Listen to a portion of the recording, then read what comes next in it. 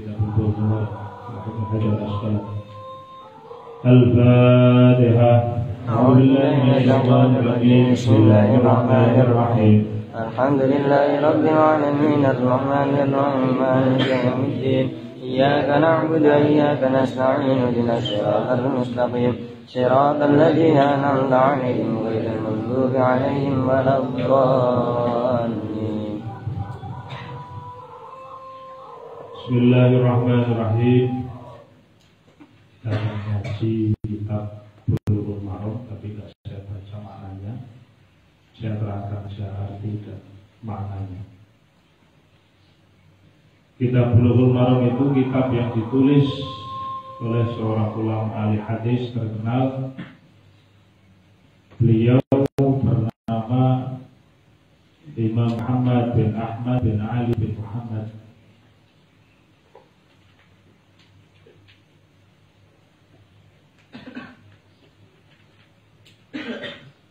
Ibnu Hajar al-Asqalani,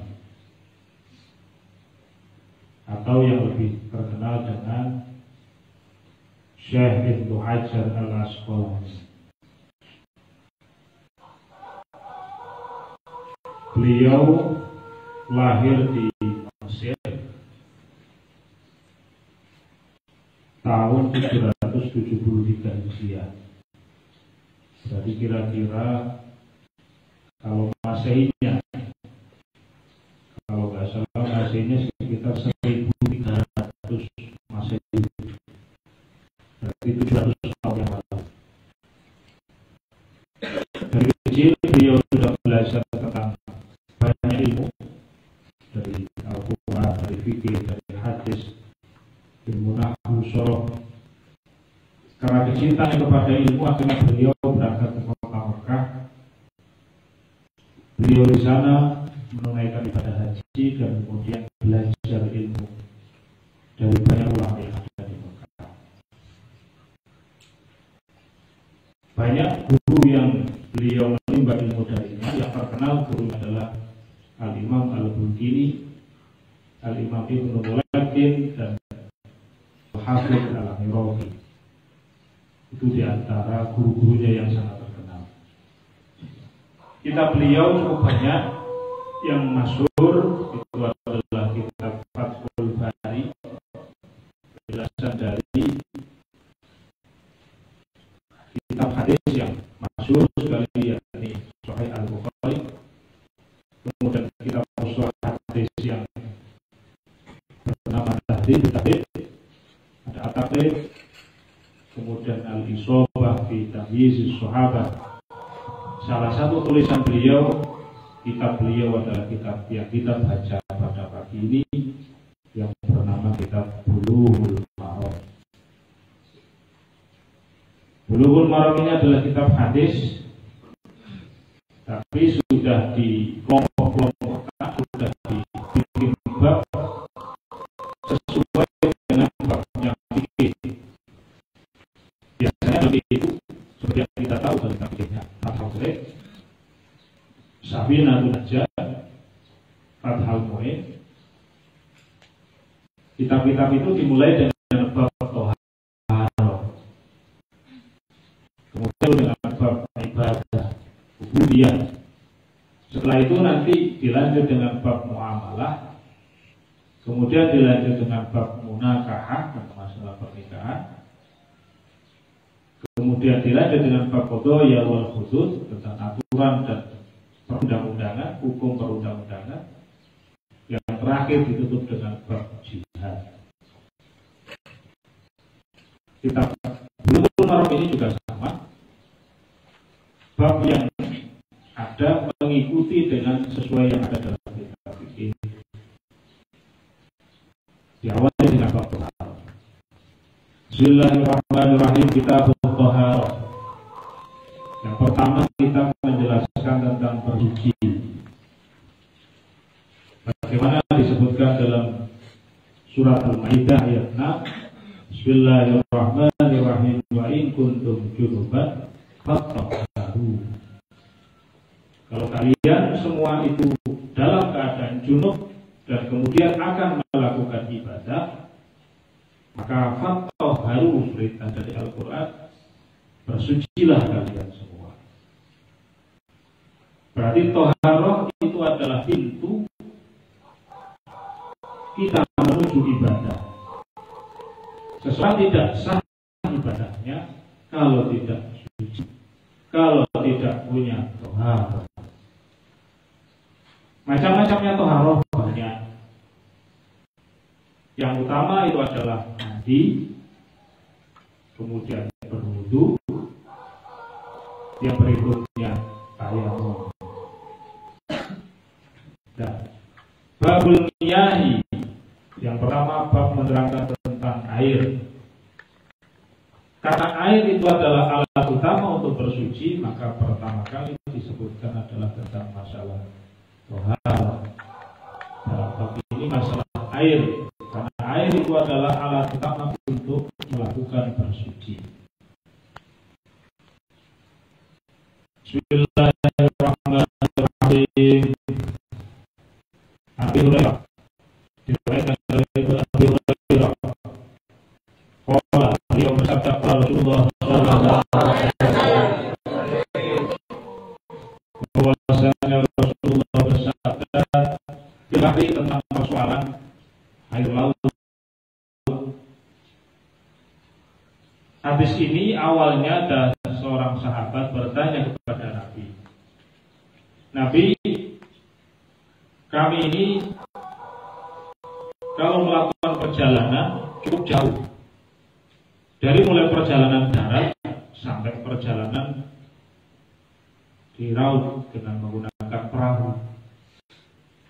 Cuma masalahnya Nabi, kalau kami di laut, kami membawa persediaan yang tidak begitu banyak, terbatas, bekal terbatas, air terbatas. Tidak seperti perjalanan di darat. Ketika itu zaman Nabi, kalau perjalanan di darat bisa bawa kendaraan banyak, bisa ontanya bisa banyak, perbekalannya bisa banyak. Kalau kita di laut Nabi, perbekalan yang kita bawa itu terbatas, apalagi air terbatas. Kita nggak mungkin bawa air banyak karena perahu kita juga tidak besar. Beda dengan perahu zaman sekarang, kapal feri itu bawa air per liter-liter, per ribu-ribu liter bisa. Mandi pun sekarang bisa, tapi zaman dulu belum bisa.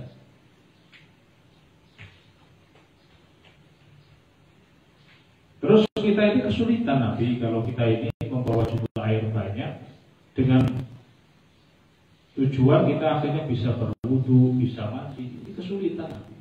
Air yang kita bawa itu terbatas. Ini gimana Nabi? Kalau nanti kita bawa air dengan jumlah yang terbatas, kemudian kita pakai wudu, tapi kita butuh untuk minum, untuk makan, kita masak, makan, untuk minum, kebutuhan itu tak cukup nanti. Nah, akhirnya karena ada pertanyaan semacam ini, akhirnya Nabi memberikan jawaban.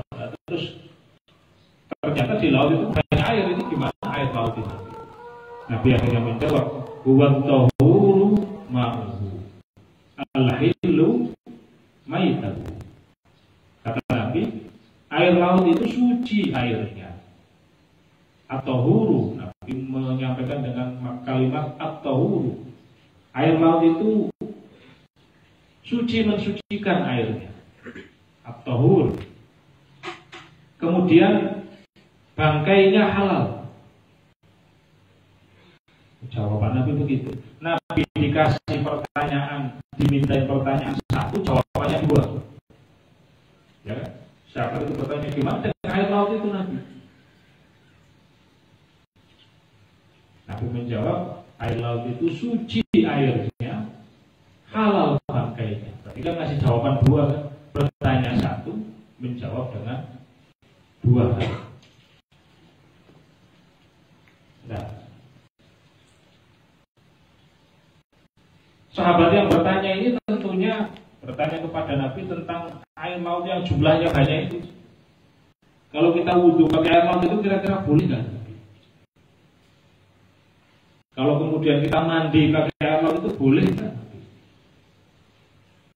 Kalau kita bersuci, misalkan cuci baju, cuci apa saja, kemudian kita habis buang air kecil, buang air besar, bisa nggak kita bersuci pakai air laut itu? Nah, bisa tegas menjawab, buat tahur ma'u. Air laut itu semuanya suci dan mensucikan. Air laut itu jumlahnya banyak. Namanya laut kan, bukan seperti sungai. Kalau sungai itu kecil, ya paling sebesar-besarnya sungai ya begitu paling. Tapi kalau air laut jumlahnya sangat banyak. Nah, akhirnya jawaban Nabi itu. Maka berdasarkan hadis ini, ulama memberikan kesimpulan bahwa air laut itu menurut penjelasan Nabi tadi boleh digunakan untuk bersuci.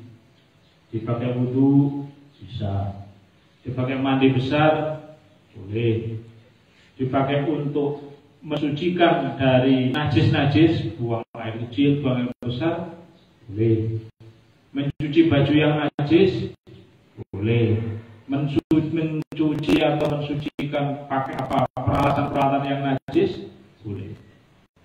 Jadi air laut itu sama dengan air tawar. Kalau air tawar itu boleh dipakai untuk semuanya boleh. Air laut itu juga. Nah, yang menarik dari penjelasan Nabi yang kedua, Nabi memberikan penjelasan al-hilmu maitatu,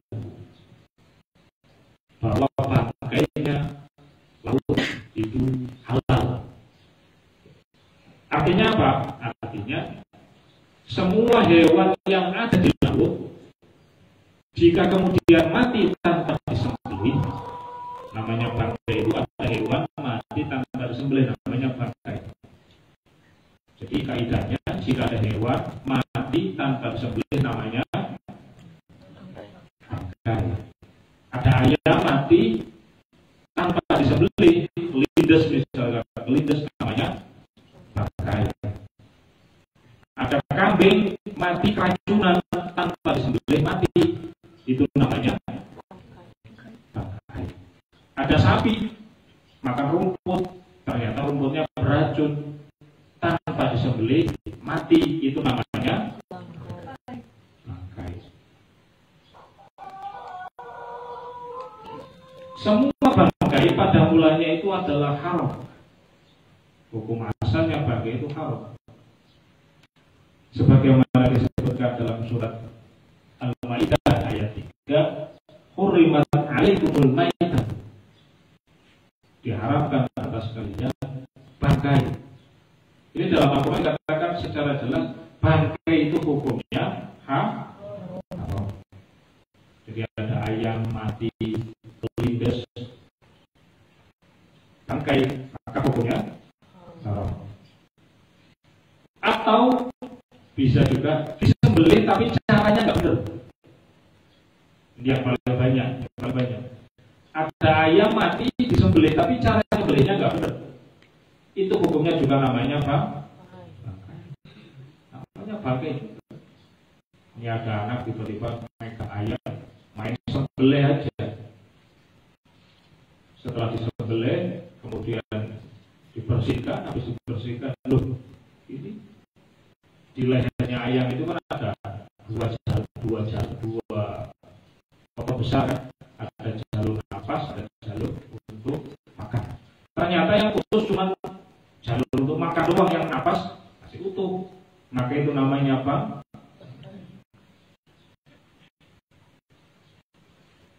Karena nyebelihnya tidak benar. Karena kaidahnya tadi itu hurrimat alaikumul maitatu, diharamkan atas kalian bangkai. Tapi untuk khusus air-air yang di laut, semua hewan yang hidupnya di laut, itu Nabi mengatakan alilu maitatu, halal bangkainya.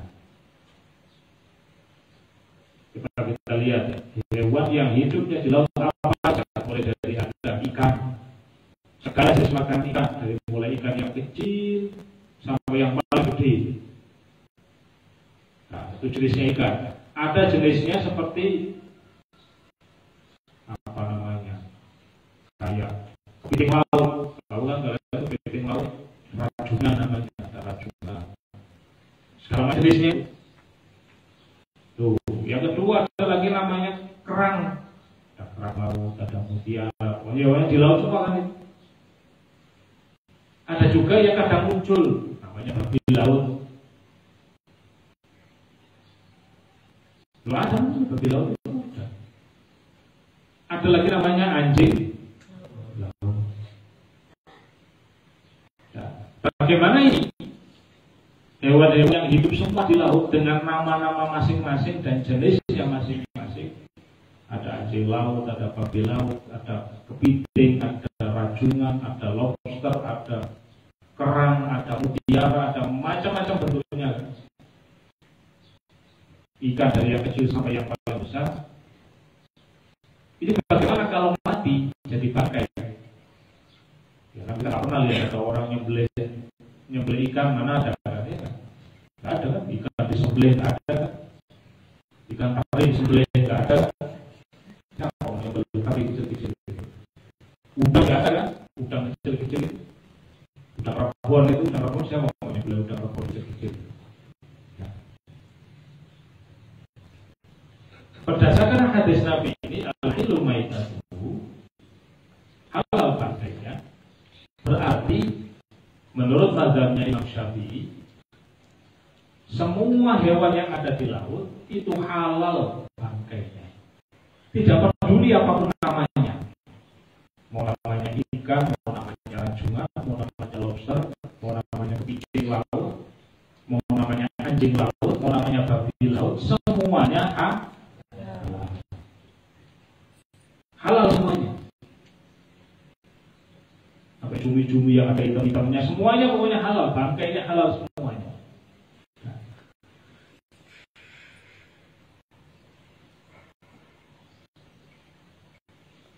Berdasarkan hadis ini tadi.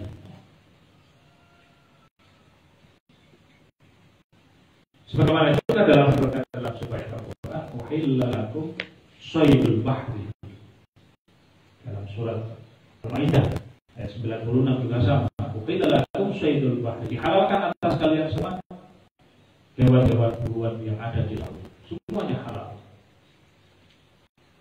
Berdasarkan dua dalil ini akhirnya mazhabnya Imam Syafi'i mengatakan bahwa semua hewan yang ada di laut bangkainya halal tanpa ada pengecualian. Lain halnya dengan Imam Abu Hanifah. Ada mazhab selain Imam Syafi'i, Imam Abu Hanifah. Mazhab itu ada 4. Yang paling tua itu adalah Imam Abu Hanifah, mazhab Hanafiyah. Kemudian ada yang kedua mazhabnya Imam Malik, namanya Malikiyah, gurunya Imam Syafi'i. Yang ketiga ada mazhab Imam Syafi'i, mazhabnya Syafi'iyah. Yang keempat muridnya Imam Syafi'i, namanya Imam Ahmad bin Hanbal, mazhab Hambali. Ada mazhab Hanafi, mazhab Maliki, mazhab Syafi'i, ada mazhab Hambali. 4.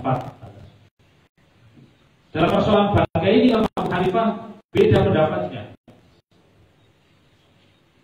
Menurut Imam Abu Hanifah, hukumnya bangkainya hewan yang ada di laut tetap haram.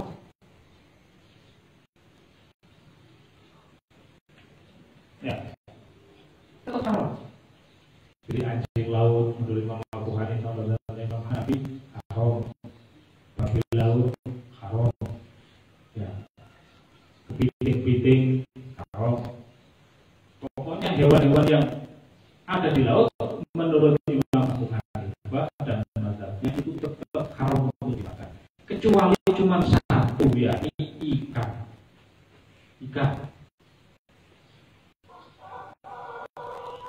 Mengapa Imam Abu Hanifah berbeda? Kata Imam Abu Hanifah, kalau ada 2 dalil, yang satu Al-Quran, yang satu hadis, maka yang dimenangkan itu adalah Al-Quran. Di Al-Quran tadi katakan oleh Imam Abu Hanifah, dalilnya adalah hurimat alaikumul maitatu, diharamkan atas kalian bangkai, berarti bangkainya semua haram, baik bangkai hewan yang di darat, hewan yang di udara maupun hewan yang di laut. Kata Imam Abu Hanifah haram semua. Ini ayat dalam Al-Quran. Yang di laut itu juga kata Imam Abu Hanifah tetap haram, kecuali satu ikan. Kenapa kok ikan? Dalam hadis lain Nabi menyampaikan ada 3 hewan yang bangkainya halal. Ada 3 hewan yang bangkainya halal. Salah satunya adalah ikan. Dalam hadis lain tadi Nabi menyampaikan itu. Jadi berdasarkan itu akhirnya melakukan bangkainya hewan yang ada di laut semuanya tetap haram, kecuali ikan. Jadi kalau kalian membaca Imam Abu Hanifah seperti kebanyakan orang-orang Iran, orang Irak, orang Afghanistan, mereka mengatakan hewan yang ada di laut itu kalau mati ya haram semua, bangkai semua, nggak bisa dimakan, kecuali ikannya saja. Kalau ikannya boleh, selain ikan nggak boleh dimakan. Lain dengan mazhab Imam Syafi'i. Dan mazhab Imam Syafi'i halal semua. Berdasarkan hadis tadi itu halal bangkainya. Jadi enak ya kita orang Indonesia ini makan hewan laut apapun boleh. Kalau ke pasar ikan laut di Jakarta itu ada dirangke dan macam-macamnya ikan ratusan itu boleh dimakan semua. Dari mulai jenisnya udang, dari jenisnya ikan yang kecil sampai jenisnya macam-macam itu. Menurut mazhab Imam Syafi'i dan kebanyakan yang dianut oleh sebagian besar orang Indonesia, Malaysia, Thailand, Brunei Darussalam, orang Asia ini yang banyak, mazhab Imam Syafi'i berpendapat bahwa hukumnya halal bangkainya semua hewan yang ada di laut. Ya, akhrajahu al-Ba'ah. Hadis ini ditakhrij, dikeluarkan oleh Imam Bukhari. Kemudian Ibnu Abi Syaibah juga dibaca oleh Abu Syaibah. Wasahawi Ibnu Khuzaimah. Hadis ini dinilai sahih oleh Ibnu Khuzaimah, Imam At-Tirmidzi, dan hadis ini juga diriwayatkan wa Malik wa Syafi'i Ahmad. Hadis ini juga diriwayatkan oleh Imam Malik, Imam Syafi'i dan Imam Ahmad. Kesimpulannya, ada perbedaan pendapat dari ulama-ulama mengenai hewan-hewan yang ada di laut. Menurut mazhab Imam Syafi'i dan mayoritas ulama, bangkai ikan atau hewan yang ada di laut semuanya halal, tidak peduli apapun namanya. Lain halnya dengan mazhab Imam Abu Hanifah, hukumnya tetap haram, kecuali hanya ikan yang halal bangkainya. Nah, demikian semoga bermanfaat. Assalamualaikum warahmatullahi wabarakatuh.